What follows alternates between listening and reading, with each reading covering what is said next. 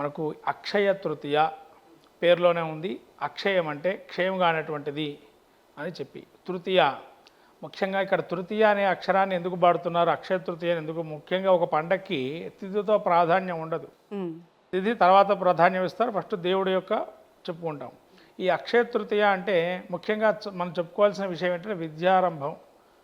ఇదేంటండి మే నెలలో వచ్చేదానికి విద్యకు సంబంధం ఏంటి అనడానికి మీకు ఒక అవకాశం ఉంది. కారణం ఏంటంటే ఎవరైనా చదువుకునే సమయంలో ద్వితీయ విఘ్నం కావద్దు అని చెప్పి గురువులు అనేవాళ్ళు ఇదివరకు కాలంలో చదువుకి. అట్లానే ఇంకా వేదం చదువుకునేటువంటి వారి దగ్గరికి వెళ్తే కనుక మూడో యజ్ఞం తృతీయ యజ్ఞం కూడా కావద్దు అంటే ఆ వేదంలో కూడా మనకు ఒక పరసులో ఉంది ఇది. కాబట్టి ఆ తృతీయ అనే పదానికి ఏంటంటే అర్థము 3 రెట్లు ఫలితం కావు, కలియుగంలో ఏదైనా కానీ 3 రెట్ల ఫలితం అనే దాని గురించి ఇక్కడ మన విషయం. మరి ఈ అక్షయ తృతీయ అంటే ఏది చేసినా, ఏ పని మొదలుపెట్టినా, ఏ తలంచిన కార్యం మొదలుపెట్టినా, వ్రతం కావచ్చు, హోమం కావచ్చు, యజ్ఞం కావచ్చు, లేకపోతే పితృదేవతా కార్యక్రమం కావచ్చు, అక్షయ ఫలితం మనం లెక్కరానటువంటి ఫలితాన్ని ఇస్తుంది అని చెప్పి చెప్పడం. ఈ అక్షయ తృతీయ నాడు ఎవరైతే ఏ దానం చేసినా కూడా అది వెలకట్టలేము అని దీని యొక్క అర్థం. అంటే అసలు మన అసాధ్యం, బ్రహ్మదేవుడు లాంటి వాడు దీని యొక్క ఫలితాన్ని లెక్కబెట్టలేడని చెప్పి మనకు పురాణంలో తెలపబడింది. మత్స్య పురాణంలో మీకు ఈ పురాణాల్లో కొన్ని విషయాలు చెప్పబడినాయి. అక్షయ తృతీయ రోజు, చైత్ర పౌర్ణమి రోజు, వైశాఖ పౌర్ణమి రోజు, జ్యేష్ఠ పౌర్ణమి రోజు, ఆషాఢ పౌర్ణమి, ఆషాఢ ఏకాదశి దానాలు పురాణాలతో సహా పుస్తకాలతో సహా దానం ఇవ్వమన్నారు. అలా దానం ఇస్తే కనుక మనకు అపూర్వమైన ఫలితము లేదా మరుజన్మ అనేటువంటిది కొన్ని జన్మలకి మనకు ఆ రాహిత్యాన్ని పొందే అవకాశం పొందుతున్నామని. ఈ అక్షయ తృతీయకు ప్రధానమైన కారణం ఏంటంటే ఇక్కడ చెప్పుకోవాల్సిన విషయము ముఖ్యంగా మహాభారతంలో సన్నివేశాలు ఒక 2 ఉన్నాయి. మహాభారతంలో పాండవులు యొక్క అరణ్యవాసం చేస్తున్న సమయంలో వీళ్ళు ఒక రోజున ఈ ధర్మరాజు యుధిష్ఠిరుడు అడిగాడు కృష్ణుడిని, అయ్యా మేము ఇప్పుడు అరణ్యవాసంలో ఉన్నాము, ఎవరికైనా అతిథి సత్కారం చేయాలన్నా కూడా, ఎవరికైనా దానం ధర్మం లాంటివి చేయాలంటే ఏది మా శక్తి లేదు, ఎవరైనా ఏదైనా వస్తే కూడా ధర్మం చేయడానికి నా దగ్గర ఏమీ లేవు, మరి నాకు ఎటువంటి అయినా ఉపాయాన్ని చెప్పండి అని చెప్పి కృష్ణుడిని అడిగాట ధర్మరాజు. ద్రౌపది కూడా వచ్చిన వాళ్ళకి కాదనకుండా వాళ్ళ దగ్గర ఉన్నటువంటి భోజన అన్నపానాలు ఇచ్చేవాళ్ళు. అలా మొత్తం అంతా చెల్లించిపోయినాయి అన్ని అన్నపానాదులు ఒక రోజున. ఇంట్లో ఏమీ లేవు, ఇంకా అక్కడ అరణ్యంలో వాసనలో చేస్తున్నప్పుడు అరణ్యవాసంలో. అప్పుడు కృష్ణుని తలుచుకుంటే కృష్ణుడు చెప్పాడు ధర్మానంద, అయ్యా ఇది పాండునందన, నీకు ఈ విధంగా ఏదైతే ఉందో మీకు ఒక పాత్ర ఇస్తాను, అక్షయ పాత్ర అంటారు దాన్ని. ఈ పాత్ర కనుక మీకు ఏది తలుచుకుంటే అది దీనిలో కలుగుతుంది అన్నాడు. అది ఎందుకు ఆ సన్నివేశం కూడా వచ్చింది అంటే ఇక్కడ ఒక రాక్షసుని చంపడానికి ఆ యొక్క ప్రతి గ్రామంలో ఒక్కొక్కరిని పంపించేటువంటి వారు అరణ్యవాసంలో ఉన్నప్పుడు ఆ యొక్క ధర్మరాజు యొక్క వంతు వచ్చింది. ఆ వంతు వచ్చినప్పుడు ఏం చేస్తాడు, భీముని పంపిస్తాడు. మొత్తం అనేక రకాల వంటకాలు వండిన తర్వాత పంపించిన తర్వాత అతను మహారాక్షసుడు, కృష్ణుడు చంపవలసింది ఆ రాక్షసుని కూడా. అలా రాక్షసు చంపడానికి వెళ్ళినప్పుడు వీరికి ఈ అక్షయ పాత్రను ఇస్తాడు. అంత ఘనంగా మా దగ్గర ఏమీ లేవు, మా వంతు వచ్చింది, కానీ ఒక మనిషి పోవాలంటే భీముడు లాంటి వాడు వెళ్తాడు, పరాక్రమవంతుడు, యుద్ధం చేస్తాడు, కానీ వాడు మళ్ళీ గెలుస్తాడా లేదో తెలియదు అని చెప్పి ధర్మానందుడు చింతనతో ఉన్నప్పుడు ఈ యొక్క అక్షయ పాత్రలో తలుచుకున్న కార్యం నెరవేరుతున్నాగానే అలానే తలుచుకున్న కార్యాన్ని నెరవేర్చారు. చివరికి కృష్ణుడు మాయారూపంలో వెళ్ళి ఆ రాక్షసుని చంపి చివరికి భీముణ్ణి సంరక్షించి అందరికీ అన్నపానాదులు అప్పుడు ఆ గ్రామంలో అందరికీ కూడా చివరికి అది ఏకచక్రపురం చెప్పాలంటే ఏకచక్రపురంలో జరిగిన సంఘటన ఇది.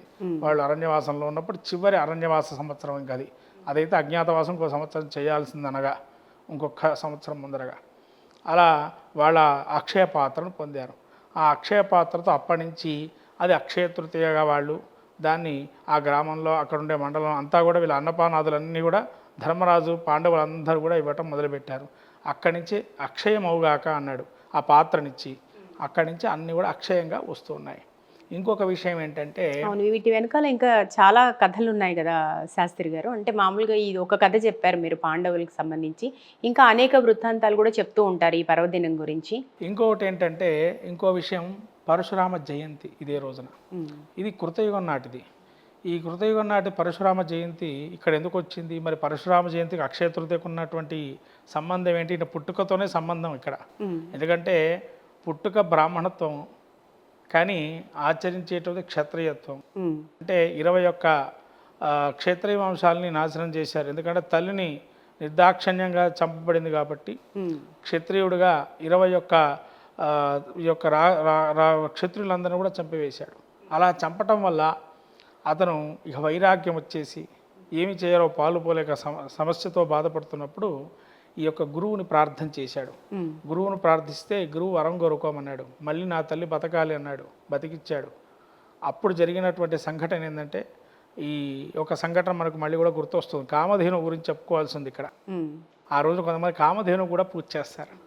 అంటే కామధేనువులో అక్కడ మన దత్తాత్రేయ స్వామి యొక్క పరమ భక్తుడే కార్తవీర్యార్జునుడు. ఈ కార్తవీర్యార్జునుడు యొక్క 1000 బాహువులు 1000 కాళ్ళతో యొక్క చేతులతో ఉంటాడు స్వామి. అక్కడ వరాన్ని కోరుకున్నాడు కూడా దత్తాత్రేయ స్వామి వరం ఇచ్చాడు. ఈ వరానికి అక్షయ తృతీయకు ఉన్న సంఘటన ఏంటంటే, ఇక్కడ ఆ కామధేను కూడా ఏది అడిగితే అది ఇచ్చేసేదట జమదగ్ని మహర్షికి. అత్రి మహర్షి, జమదగ్ని మహర్షి. అలా ఆ మహర్షి దగ్గర ఉన్నటువంటి కామధేను సంపాదించి నిర్దాక్షిణ్యంగా తీసుకెళ్లాలని ప్రయత్నం చేస్తాడు కార్తవీర్యార్జునుడు. అలా ఆ కార్తీక ప్రయత్నం చేసినప్పుడు నిర్జిస్తాడట పరశురాముడు తర్వాత కాలంలో. అలా నిర్జించిందిగా వచ్చినటువంటిదే పరశురామ జయంతిగా.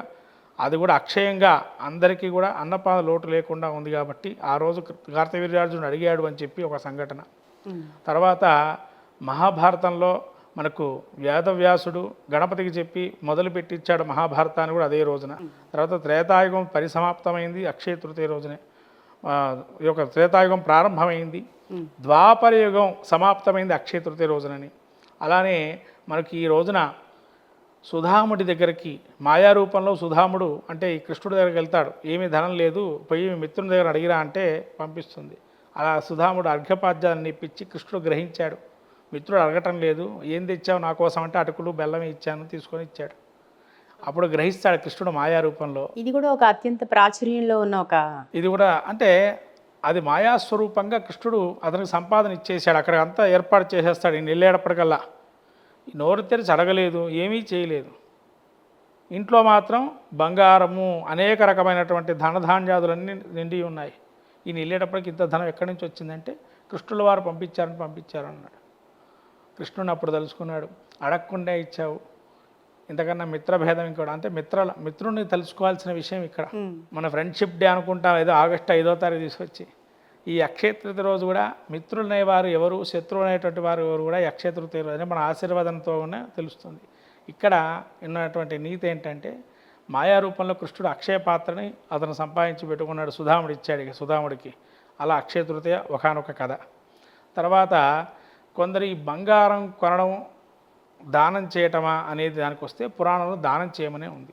అసలు ఇప్పుడు బంగారం అనే మాటకు వస్తే ఈ మధ్య ఇప్పుడు మీరు చెప్పిన ఈ పర్వదినానికి ఇంత విశిష్టత ఉంది అని మీరు ఒక్కొక్క వృత్తాంతం చెప్తుంటే తెలుస్తుంది.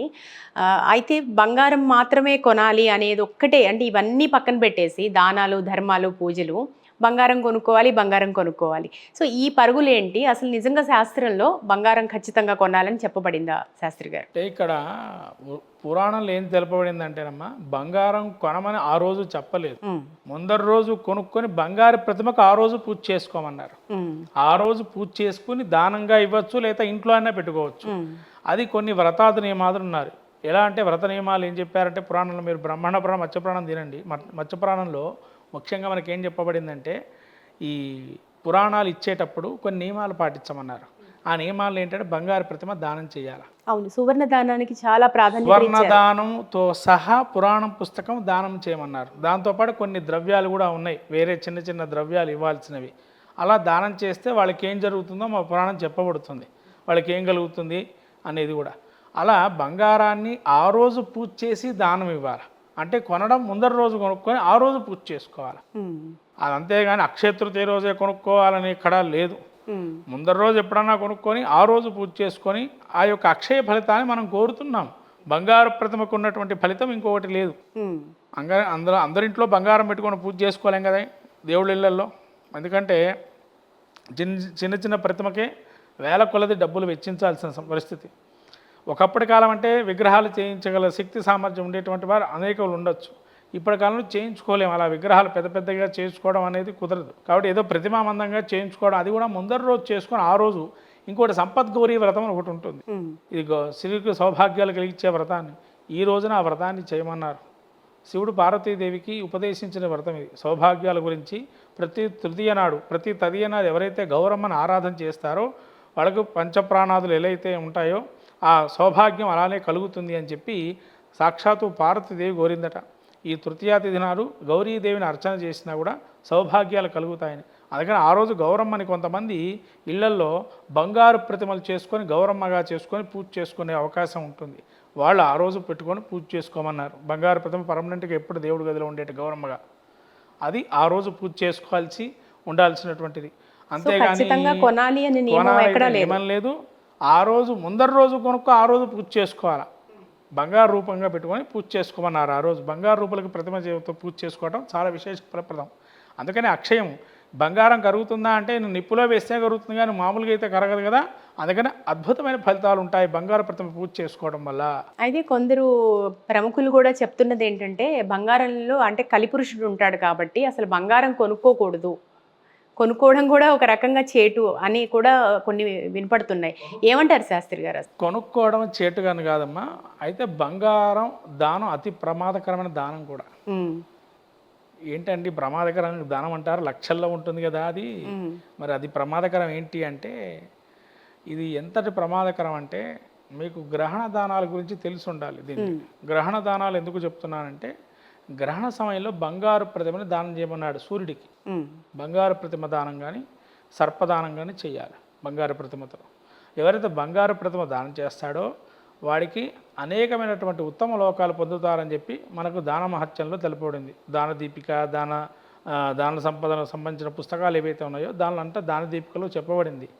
దానం ఎప్పుడైతే బంగారం దానం చేస్తామో అది మనకు అపూర్వమైన ఫలితం కలుగుతుంది. గోదానంతో సమానం, ప్రత్యక్ష గోదానం ఇచ్చే సమానంతో సమానం అన్నారు. అందుకని బంగారం దానం చేయమంటే ఎవరు చేయరు. కారణం ఏంటి? అందరికీ అమితంగా ఇష్టమైనటువంటిది. అదే గోదానం చేయమనండి, గోవు కూడా ఇవాళ కొనుక్కొని దానం చేయాలంటే అంతే అవుతుంది, ₹1,00,000 అవుతుంది ఇవాళ. కాబట్టి ఈ గోదానం చేసే బదులు బంగారాన్ని అతి ప్రమాదకరం. రెండోది 365 రోజులు చేసిన పాపాన్ని క్షయించగల సామర్థ్యం ఒక్క బంగారానికే ఉంది. ఏ రోజు ఆ రోజు పాపం క్షయం కావాలి అన్న బంగారం. అది ఎలా సాధ్యం అంటారు? అంటే సువర్ణ దానానికి పాపక్షయానికి ఉన్న సంబంధం ఏంటి? అదే కదా అతి ప్రమాదకరం అని చెప్పబడింది కూడా. ఏంటంటే నీకు గురువు దానికి ఆధిపత్యం ఉన్నటువంటిది. బంగారానికి అధిపతి గురువు. మనకు బంగారం బాగా పెరుగుతుంది అంటే గురువు ఆధిపత్యం ఉన్నది కాబట్టి పెరుగుతుంది. దానికి అధినేత కారకుడు బంగారానికి. అంటే గురువు ఏంటి? ధర్మము, జ్ఞానము, తర్వాత బుద్ధి కుశలత, భక్తి భావన. బంగారం ధరిస్తే ఎవరైనా అయ్యో బంగారం అంత మెడలో వేసుకొని చూస్తారు. కొంతమంది ఇంత మెడల్లో వేసుకుంటారు, లావుగా హారాలు వేసుకొని దిగుతారు. వాళ్ళు చూడంగానే ఎక్కడ లేని అన్ని చూపు అంతా వాళ్ళ మీదే పడుతుంది. కారణం ఏంటంటే వాడు ఆ బంగారం చూస్తున్నాడు, మనిషిని చూడాడు అక్కడ. అంటే బంగారమే అమిత ప్రేమ జనాలకి. కలియుగంలో దేని మీద ప్రేమ ఎక్కువ అంటే బంగారం, డబ్బు, బంగారమే. ఈ రెండింటి మీదనే ప్రేమ ఎక్కువ ఉంటుంది బంధువుల కన్నా. కాబట్టి ఈ బంగారం మీద అమితమైన ప్రేమ ఉండడం వల్ల దీన్ని తీసుకోవాలన్న ఆశ ఎక్కువ ఉంటుంది. దీన్ని దానం చేయమంటే ఎక్కడ మొత్తం ఆస్తి కోల్పోయిన పరిస్థితి ఉంటుంది. కాబట్టి బంగారానికి అంత ప్రమాదకరమైనది ఎందుకు చెప్పబడిందంటే ధర్మము, జ్ఞానము, భక్తి, సద్గుణాలు, సాంగత్యము ఇవన్నీ కలుగుతాయి దానం ఇవ్వటం వల్ల. సత్వగుణం సంపన్నమవుతుంది. వీడు ఎప్పుడైతే దానం ఇవ్వమంటే అమ్మ బంగారం దానమా అంటాడు.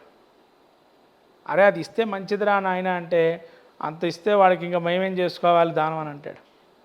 కాబట్టి నీకు అది ఇస్తే కదా నీకు సన్మార్గం అంటే తెలిసేది, జ్ఞానం అంటే తెలిసేది, ధర్మం అంటే తెలిసేది. నువ్వు బంగారం వేయడానికే చేత కాకపోతే నేను దానం ఇవ్వమనంటే అది కొనుక్కోవడమే చేత అయింది కానీ దానం వేయడం చేత కాదు.